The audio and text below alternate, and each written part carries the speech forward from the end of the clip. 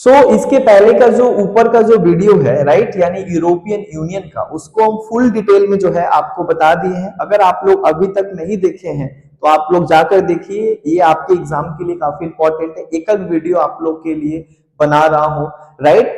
उसमें बनाते टाइम पे जो है सारा डिटेल दिए, लेकिन एडमिनिस्ट्रेटिव स्ट्रक्चर के बारे में हम नहीं बताए थे। तो ये सेकेंड पार्ट जिसमें हम लोग एडमिनिस्ट्रेटिव स्ट्रक्चर ऑफ यू यानी यूरोपियन यूनियन का जो प्रशासनिक ढांचा है वो किस तरीके से है। यानी एक कोई संगठन में क्या होता है, कोई टॉप बॉडी होता है जो कानून बनाता है, कोई इंप्लीमेंट करता है।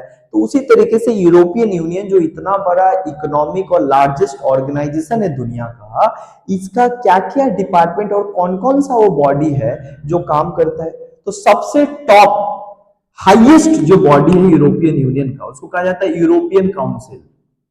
क्या कहा जाता है? European council.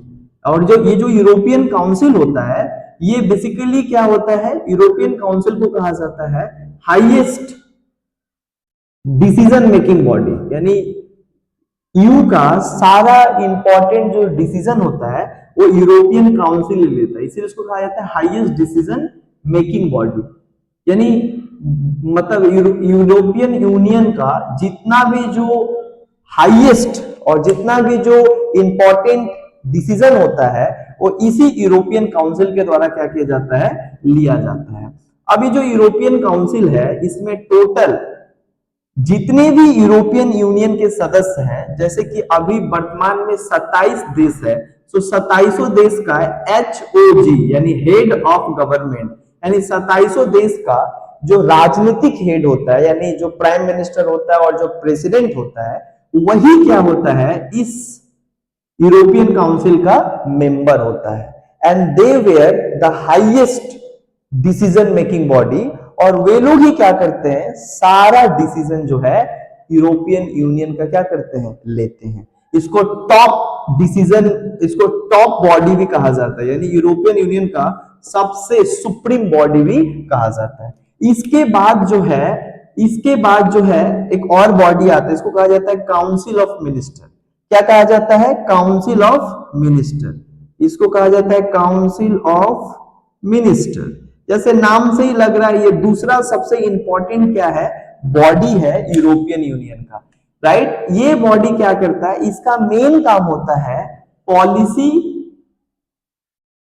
मेकिंग का। यानी ये क्या करता है, अलग अलग इश्यूज और अलग अलग सब्जेक्ट के ऊपर क्या करता है, कानून बनाता है कि यूरोपियन यूनियन को और बेहतर तरीके से जो है कैसे चलाया जा सके। तो इसका काम होता है क्या, पॉलिसी मेकिंग। इसमें भी अगर देखा जाए तो 27 जितने भी सदस्य होते हैं यूरोपियन यूनियन में, उसके जो फॉरेन मिनिस्टर होते हैं, यानी जो विदेश मंत्री होते हैं, वो इसके क्या होते हैं, मेंबर होते हैं। यानी 27 देश का जो विदेश मंत्री होता है वो काउंसिल ऑफ मिनिस्टर का क्या होता है, सदस्य होता है। और यहाँ पे वे लोग आकर क्या करते हैं, बात करते हैं, एजेंडा करते हैं और क्या करते हैं, नया नया इनिशिएटिव लेते हैं यूरोपियन यूनियन को और ज्यादा जो है फास्टर, और ज्यादा इफेक्टिव, और ज्यादा अकाउंटेबल, और ज्यादा क्या बोलेंगे, एक तरीके का मतलब इफेक्टिव और इन्फ्लुएंशियल बनाने के लिए ये काम करते हैं। इसके बाद काउंसिल ऑफ मिनिस्टर के बाद एक और आता है, इसको कहा जाता है यूरोपियन कमीशन।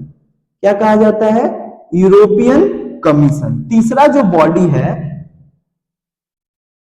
यूरोपियन यूनियन का, इसको कहा जाता है यूरोपियन कमीशन। इसका मेन काम क्या होता है, इसका मेन काम होता है पॉलिसी इंप्लीमेंटेशन। जो पॉलिसी लिया गया है उस पॉलिसी को क्या करना, पूरे ग्राउंड लेवल पे और पूरे यूरोप में उसको क्या करना, इंप्लीमेंट करना। इंप्लीमेंट करने का मतलब होता है जमीनी स्तर पे उन सारे नीतियों को क्या करना, लागू करना, जो लिया गया है काउंसिल ऑफ मिनिस्टर और यूरोपियन काउंसिल के द्वारा। इसको कहा जाता है यूरोपियन कमीशन।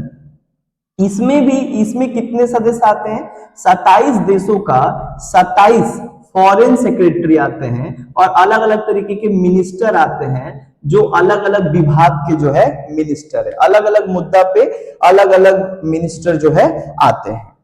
इसके बाद एक और है छोटा सा ऑर्गेनाइजेशन, जिसको क्या कहा जाता है, हम लोग इसको कहते हैं यूरोप में यूरोक्रेट्स। क्या कहा जाता है, यूरोक्रेट्स। ये क्या होता है, ये बेसिकली सबसे मतलब क्या बोलेंगे, सबसे स्मॉल बॉडी है यूरोपियन यूनियन का, जिस जो स्टाफ्स कहलाता है, यानी जितने भी जो स्टाफ होते हैं, जितने भी जो क्लर्क होते हैं, जितने भी जो टेक्नीशियंस होते हैं, ये सब तमाम लोग यहाँ पे आते हैं, स्टाफ जो क्या करते हैं, इन लोग को कोऑपरेट करने का काम करते हैं। तो इस तरीके से क्या है, ये यूरोपियन यूनियन का एडमिनिस्ट्रेटिव स्ट्रक्चर है, जिसके बदौलत यूरोपियन यूनियन इतना अच्छे तरीके से जो है आज काम कर रहा है यूरोप में और यूरोप के विकास में। ठीक है, सो बहुत बहुत धन्यवाद, थैंक यू सो मच।